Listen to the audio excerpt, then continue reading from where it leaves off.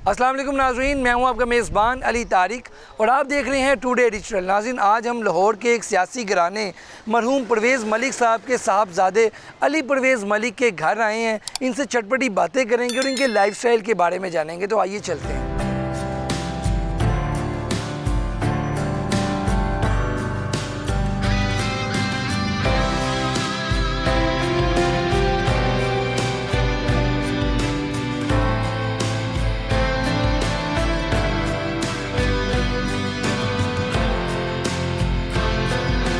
हमारे साथ इस वक्त MNA अली परवेज़ मलिक साहब मौजूद हैं। सर, बहुत शुक्रिया आपका कि आपने हमें टाइम दिया। सर, कैसा जा रहा है सियासत में? आपके मरहूम वालिद साहब भी सियासत में एक बड़े सीनियर सियासतदान थे, वालदा भी सियासतदान हैं, आप अब खुद भी सियासतदान हैं। तो सर, ये पूरा घराना सियासी है, ये आप खुद अपनी मर्ज़ी से सियासत में आए हैं या फिर जैसे घर वालों ने कहा वैसे सर आप भी सियासत में आ गए, क्या कहेंगे? सबसे पहले तो अली बहुत शुक्रिया, आपने मुझे इस काबिल समझा कि आज आप यहाँ पे तशरीफ़ लेके आए हो और ये इंटरव्यू कर रहे हो। जहाँ तक सियासत में आने का मामला है तो देखो, आप जानते हो कि अगर कोई भी ख़ानदान इलेक्शन लड़े तो वो उस वक्त तक कामयाब नहीं हो सकता जब तक उसका घर से उसको वो सपोर्ट ना मिले। बिल्कुल। और इसके साथ साथ फिर मलिक परवेज़ साहब का एक बड़ा लंबा सफ़र है पाकिस्तान मुस्लिम लीग नवाज़ के अंदर। ये उन चंद MNA, बल्कि चंद नहीं इकलौते MNA थे कि जब मुशर्रफ साहब ने मिलिट्री कू किया तो सारे के सारे पाकिस्तान मुस्लिम लीग नवाज़ के जो मेंबरान थे वो मियाँ नवाज़ शरीफ साहब को दगा दे के छोड़ के काफ लीग में शमूलियत उन्होंने इख्तियार कर ली। तो मियाँ नवाज़ शरीफ साहब का झंडा लेके मलिक परवेज़ साहब चट्टान की तरह लाहौर में खड़े रहे। तो उनकी वफ़ात के बाद जब इस रिवायत को आगे चलाने के लिए ये पार्टी ने मुझे इस काबिल समझा कि मैं अपना भरपूर किरदार अदा करूं, तो उसके बाद से अमली मैदान के अंदर है। वरना बैकग्राउंड के अंदर तो जैसा मैंने आपको पहले कहा कि सारे का सारा ख़ानदान ही इन्वॉल्व हो जाता है सियासत के अंदर अगर कोई भी एक फ़र्द ख़ानदान का इलेक्शन लड़े। वालिद साहब के साथ आपका ताल्लुक़, दोस्ती थी, बहुत कुछ सीखने को भी मिला होगा, उसके ऊपर से थोड़ा बताएं। देखें अली मियाँ, आपने बिल्कुल ठीक कहा कि मेरे ख्याल से मेरे वालिद ने सियासत को एक इबादत के तौर पे करने की कोशिश की है। मेरा नहीं ख्याल कि उन्होंने कभी भी कोई अपने ज़ाती मफाद के लिए अपने किसी ओहदे को या अपने किसी ताल्लुक़ को इस्तेमाल करने की कोशिश की है। उन्होंने हमेशा गरीबों का दर्द और उनकी खिदमत सबसे ज़्यादा मुकद्दम रखी है। और इस मिशन के ऊपर एक पार्टी के अंदर उन्होंने, क्योंकि मैंने आपसे जिस तरह पहले कहा कि अपनी एक पहचान अपनी पार्टी के अंदर बनाई थी और उसी झंडे तले, मियाँ नवाज़ शरीफ साहब के झंडे तले उन्होंने इस खिदमत के सफ़र को उन्होंने एक भरपूर अंदाज में मंतकी अंजाम पे ले जाने की कोशिश की है।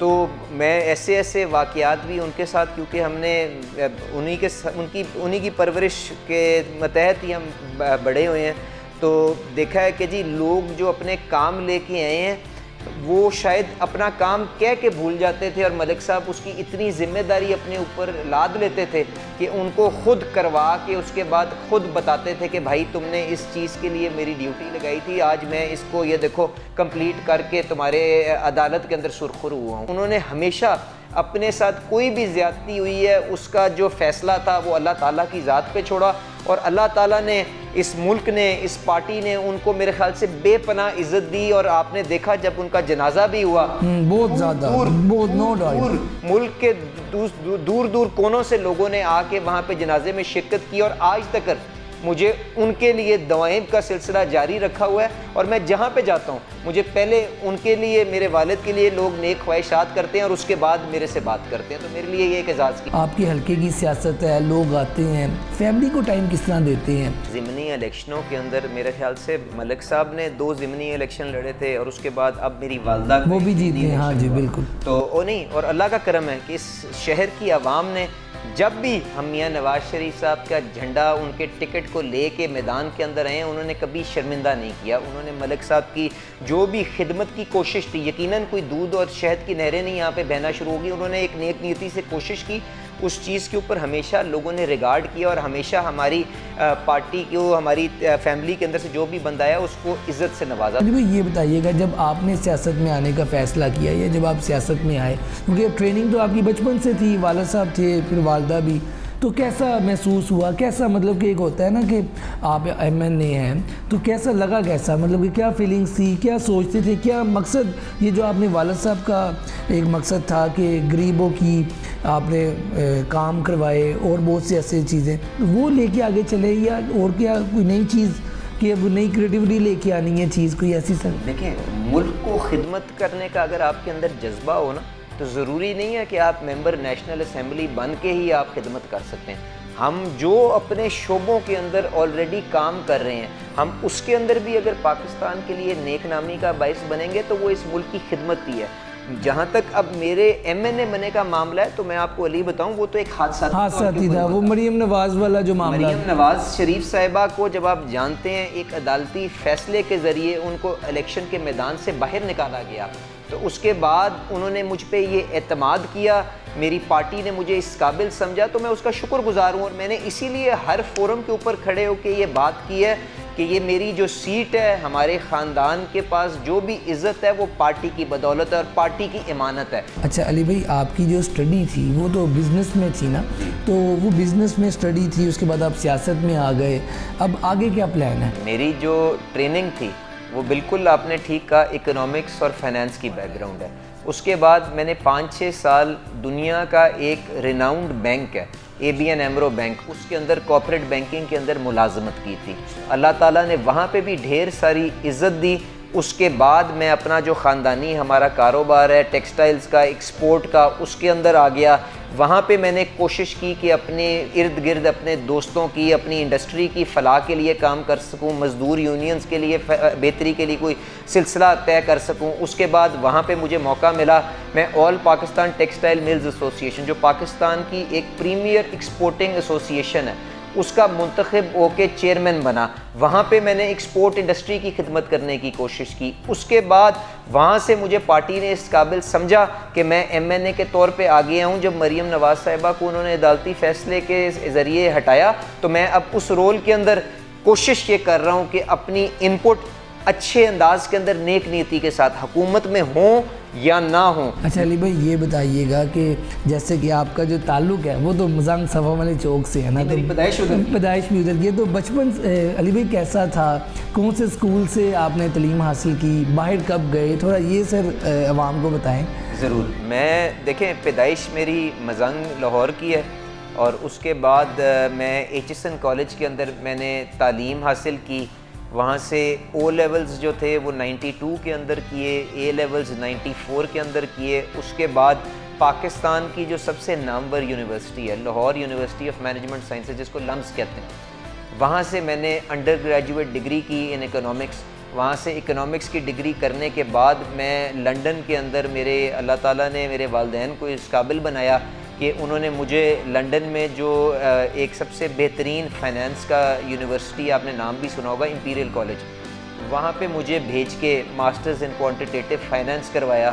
تو یہ میری جو تعلیمی جو بیک گراؤنڈ ہے وہ یہ. اور اس کے بعد جو پروفیشنل لائف کے اندر میں نے کام کیا, بینکنگ کے اندر کام کیا, انڈسٹری میں کام کیا, اب ساتھ پبلک سروس کے اندر کچھ کام کرنے کی کوشش کر رہے ہیں. تو یہ وہ سارا بائیو ڈیٹا ہے جو میں آپ کے ساتھ اس مختصر وقت کے اندر بتا سکتا ہوں. اچھا علی بھائی, یہ بتائیے گا کہ جیسے کہ آپ بتا رہے ہیں کہ آپ نے تعلیم حاصل کی, سارے معاملات, تو علی بھائی بچپن میں کوئی والد صاحب بھی سیاست میں تھے, والدہ بھی NGOs وغیرہ بھی آپ لوگوں کی تھی وغیرہ, تو علی بھائی کیسا بچپن میں ٹائم ملتا تھا, والد اور والدہ جو ہے ٹائم آپ کو دیتے تھے, یا کیونکہ سیاستدان آپ کو پتہ بیزی ہوتا ہے, تو آپ کے ساتھ بھی کبھی ہوا ہو کہ فیملی جو ہے, جیسے باپ بھی سیاستدان ہے, تو بیچ میں سے ٹائم نکالنا مشکل ہوا ہو کبھی؟ دیکھیں علی میاں, بالکل آپ نے یہ جو جس پہلو کی طرف اشارہ کیا نا, میرے خیال سے بڑا ضروری ہے بتانا کہ ملک صاحب نے اپنی زندگی کا ایک اچھا وقت ایک NGO اپنی معذور لوگوں کے لیے ایک NGO بنائی ہوئی ہے جس کو لبارڈ کہتے ہیں, جس کا